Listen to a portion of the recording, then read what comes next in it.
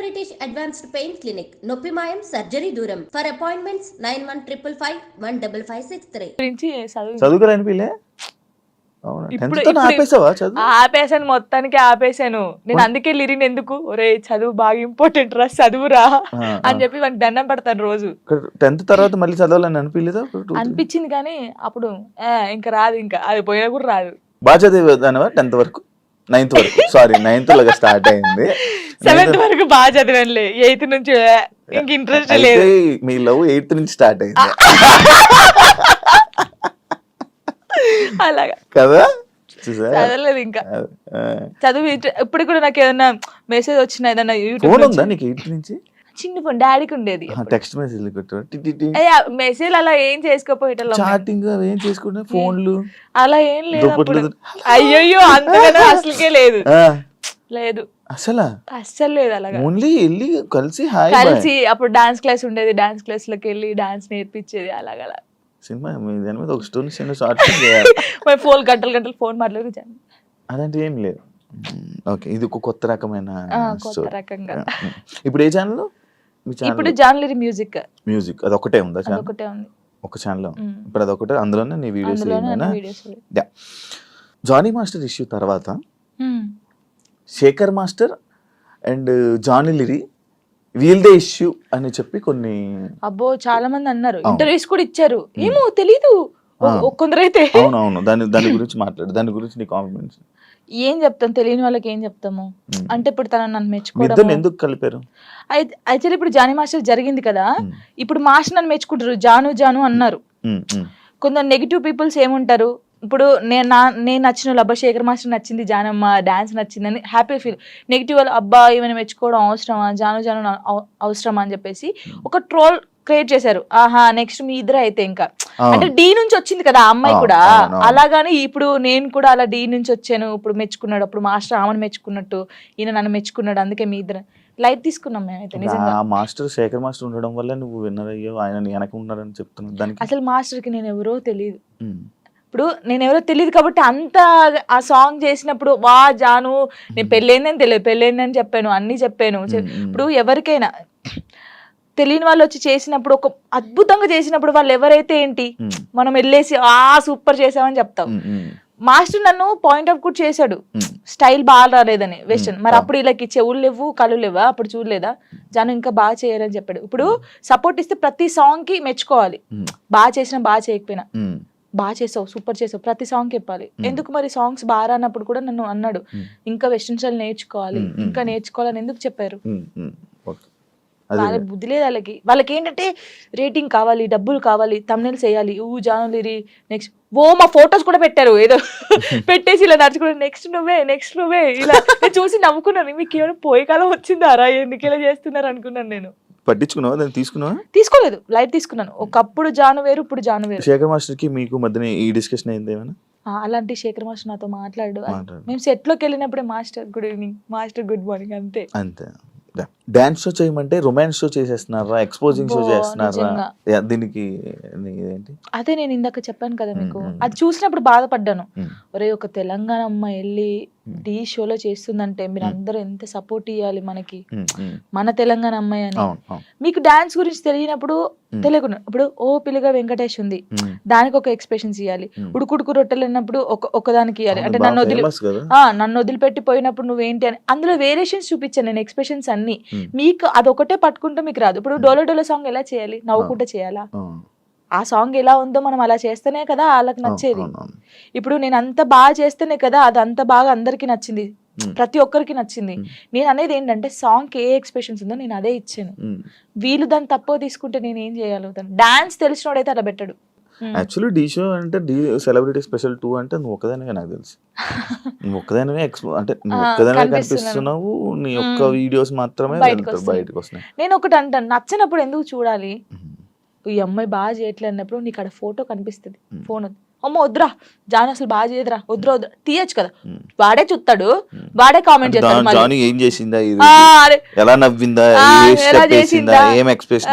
ఇది చూడాలి, ఇది చూడాలి, ఇదే చూస్తారు.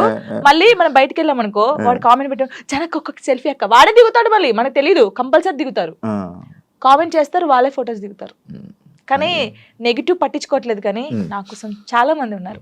అక్క తెలంగాణ శకుంతల ఎలా ఉండేదో తెలంగాణకి జానక్క అయిపోయింది. ముసలోళ్ళు కూడా నన్ను అక్క అంటారు తెలుసా, బయటికి పోతే ముసలోళ్ళు కూడా నేను చేస్తాను కదా, రే జానక్క వచ్చిందంటరా అంటాడు. తాతయ్య ఏంట తాతయ్య నీకు కూడా నేను అక్కనేనా అని నేను జానక్క జానమ్మ ఇది బాగా అయిపోయింది. జానమ్మ జానమ్మ జానక్క. నీ ఎంటైర్ లైఫ్ లో నువ్వు నీ లైఫ్ గురించి నేర్చుకున్నది ఏంటి? నేను నేర్చుకుంది ఎంత, ఎవరు నమ్మకూడదు. ఫస్ట్ ఆఫ్ ఆల్ ఒక్కటే నేర్చుకున్నాను. ఇదైతే నేను ఫస్ట్ నుంచి ఇప్పటి వరకు తొందర పడకూడదు, ఏది తొందరపడి చేయకూడదు. ఒకటి, ఎవరిని నమ్మకూడదు, మనని మనం కూడా నమ్మకూడదు. నిజంగా నేను నమ్మట్లేదు నేను. అలా ఇదొకటి. కష్టాన్ని నమ్ముకోవాలి. అంటే మనకి ఎవరో హెల్ప్ చేస్తారు, వీళ్ళ దగ్గర మనం ఇలా ఉంటే హెల్ప్ వస్తుంది అంటే రాదు. నువ్వు ఎలా ఉన్నావో ఫస్ట్ నుంచి లాస్ట్ వరకు నీ క్యారెక్టర్ అలాగే ఉండాలి. ఒక దానికోసం దిగజారిపోకూడదు ఎప్పుడు. ఇవి నిజంగా ఇవి పాటిస్తే మనం కంపల్సరీ ఉంటాం. మన దగ్గర టాలెంట్ ఉన్నప్పుడు నువ్వు ఇంకోని దగ్గర కాళ్ళ పట్టుకోవాల్సిన అవసరం లేదు. వాడే నీ దగ్గరికి వస్తాడు. ఏదో రోజు వస్తారు, చేపించుకుంటారు. కానీ గుడ్డిగా మాత్రం ఎవరిని నమ్మకం. ఫ్రెండ్ అయినా అమ్మ నాన్నని కూడా ఎవరిని నమ్మద్దు. నమ్మద్దు, ఎప్పటికైనా నమ్మకూడదు. నేను చెప్తున్నాను కదా, సీరియస్ గా ఎవరు నిన్ను నువ్వు నమ్ముకోవాలి. అమ్ముకోకూడదు. ఎవరిని నమ్ముకుంటే అమ్ముకుంటావు నువ్వు. నిన్ను నువ్వు నమ్ముకుంటే అమ్ముకోవు, నీ దగ్గర పెట్టుకుంటావు. అలాగా. Thank you so much. ఈ ఫోక్ డాన్సెస్ అవ్వాలనుకునే వాళ్ళకి, కొత్తగా రాబోతున్న వాళ్ళకి ఏమైనా చెప్పాలనుకుంటున్నా? ఒకటే చెప్తున్నాను, అంటే చాలా మందికి ఉంది, పాపం సింగర్స్ ఉన్నారు, అందరికి ఉన్నారు. కానీ కొన్ని సిచ్యువేషన్ జరిగి అక్క ఇలా అడుగుతారంట కదా, నాకే ఫోన్ చేసి అడిగారు చాలా మంది. ఏహే అడగారు రా, అందరు అలా ఉండరు. నీ దగ్గర టాలెంట్ ఉందా, నువ్వు వచ్చి చూపించుకో. కంపల్సరీ ఒక్క సాంగ్ అని హిట్ అవుతుంది. ఆ హిట్ ఒకటే హిట్ అవుతుంది ఎవరికైనా. ఆ హిట్ అయినప్పుడు ఇంకా ఛాన్సెస్ వస్తాయి. మీరు రండి. నేను అందరికి చెప్పేది ఒకటే, టాలెంట్ ఉంటే ఆగిపోకండి. పేరెంట్స్ ఉన్నారనుకో, పేరెంట్స్ కి అర్థమయ్యేటట్టు చెప్పండి, నేను ఇది తప్ప ఇంకోటి చేయలేను, నాకు ఇది కావాలని ఉంది. వాళ్ళని ఒప్పించుకొని బయటికి రండి. సింగర్స్ అయినా, డాన్సర్స్ అయినా, ఎవరైనా. నా లైఫ్ లో నేను డౌన్ అయినప్పుడు నాకు ఎవరు సపోర్ట్ చేయలేరు. నిజంగా శివ గారు, నేను హైదరాబాద్కి వచ్చినాక 2 months 3 months బెడ్రూమ్ నుంచి బయటికి రాలేదు. అసలు డబ్బులు లేవు, ఏం లేవు. డాడీ వాళ్ళు పంపిస్తే తిన్నాను, ఏడవడం, కూర్చోడం, తినడం. అసలు లిరి నన్ను ఏమైందమ్మా అని అడిగితే ఏం సంబంధం లేవు. అప్పుడు రాలేదు. నన్ను టార్గెట్ చేసి ఏం సాంగ్స్ జానుకి ఇవ్వకూడదు, జానుకు చేయకూడదు అని టార్గెట్ చేశారు. చాలా మంది టార్గెట్ చేసి పెట్టారు. అసలు ఎవరు నాకు సపోర్ట్ చేయని టైంలో నేను ఉన్నాను. బాగా గట్టిగా ఉండి ఒక సాంగ్ వచ్చింది, మళ్ళీ ఆ సాంగ్ తో వెళ్ళాను. బేసిక్ గా నాకు అప్పుడు చిన్నప్పుడు ఏం తెలియదు. కమ్లీ డాడీ అని డిఓపి, హరీష్ అన్నయ్య, శివన్నయ్య అని చెప్పేసి, బబ్బులు అనే, వీళ్ళందరూ కెమెరామెన్స్, ఫోక్ ఇండస్ట్రీ చాలా బాగా చేస్తారు. ఒక్కళ్ళది ఒక్కొక్క స్టైల్. నాకు బేసిక్ గా క్లోజ్ ఒకప్పుడు కమ్లీ డాడీ, హరీష్ అన్నయ్య క్లోజ్. వీళ్ళ చెల్లెగానే నేను బయటకు వచ్చాను. ఇప్పుడున్న దాంట్లో నా లైఫ్ లో అరుణ్ కొలుగురి, నవీన్ డిఓపి అని చెప్పేసి, అజయ్ అన్నయ్య అని చెప్పేసి, ఇంకా నాకు అన్నయ్య లేరు కదా, అన్నయ్య అంతే. ప్రతి ఎటు వెళ్ళినా నా తోడుకు రావడం. వాళ్ళ అక్క ఫోటో ఇక్కడ వేయించుకున్నాడు, ఇక్కడ జాను అని వేయించుకున్నాడు, అక్క చెల్లెలాగా. ఎవరు బయట వాళ్ళు ఇంత ప్రేమగా చూసుకుంటారు, ఆయన చూసుకుంటాడు. దేనికైనా. ఇప్పుడు నాకు ఎవరైనా బ్యాడ్ కామెంట్స్ పెట్టినా, ఒకవేళ ఆయన తెలిసి ఉంటే ట్రోల్ చేస్తారు కదా, వాళ్ళకి ఫోన్ చేసి, ఒరే బాబు చేయకండి అలాగా, నీకు చెల్ల ఉంటే ఇలా ఉంటదా, అక్క చెల్లెలు ఉంటే ఎంత బాధపడతావు. ఇప్పుడు చాలా మంది సూసైడ్ చేసుకుంటారు శివ గారు. ఇంత చేశారు, ఒకవేళ నేను స్ట్రాంగ్ గా లేకపోతే, నేను చనిపోతే వీళ్ళు అన్న వాళ్ళు ఏమైనా చేస్తారా? ఇప్పుడు అన్న వాళ్ళు కూడా నా కొడుకు ఏమైనా కావాలంటే వీళ్ళు వచ్చి పెడతారా? నా ఈఎంఐ కడతారా? నాకు ఫుడ్ పెడతారా? వీళ్ళ గురించి నేను ఎందుకు బాధపడాలి? వీళ్ళు ఏదో కామెంట్ చేద్దాం, కుక్కలు మరుగుతూ ఉంటాయనే మేము పట్టించుకోవట్లేదు. ఒకప్పుడు నేను 3-4 months బయటికి రాలేదు కామెంట్స్ వల్ల. ఏడుస్తూనే ఉన్నాను తెలుసా, పిచ్చిదానిలాగా ఏడుస్తూ ఉన్నాను. అప్పుడు నాకు చాలా మంది చెప్పారు, పట్టించుకోకూడదు, అస్సలు పట్టించుకోకూడదు. నేను ఎవరికి కలిసిన ఫస్ట్ నాకు అదే మాట చెప్తారు.